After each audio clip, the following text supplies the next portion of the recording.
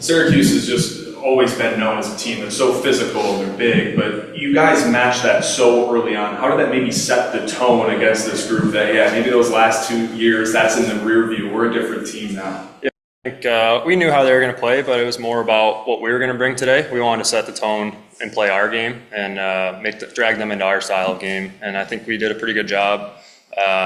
We got down 2-0, and I loved our composure on the bench. I don't think anyone panicked. Nobody started pointing fingers. No negativity on the bench at all, and we believed the whole time that we were going to win. But yeah, it was good to see for game one, and we're going to keep it going. You mentioned that too, just the comments when you went down 2-0. Is that something that you learned throughout this season, maybe some of the trials and tribulations throughout the year that made you so comfortable in those spots? Yeah, for sure. I mean, we've been in situations like that so many times throughout the year, and we just get the reps at it, and we kind of gain a belief that the guy next to you is going to do his job, and we're gonna fight back together and get the job done.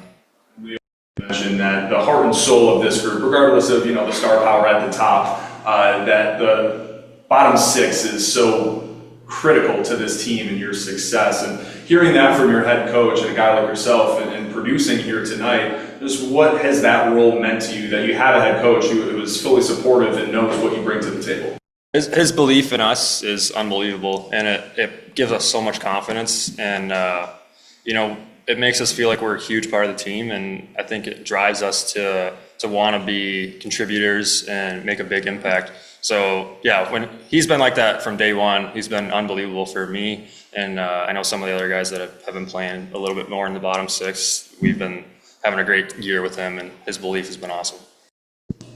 So headlines and whatever, talk on whatever it was, is Roseanne's back and Khalid's back, and yeah, it's Fiddler Schultz and yourself scoring the big goals. What does that say about this group?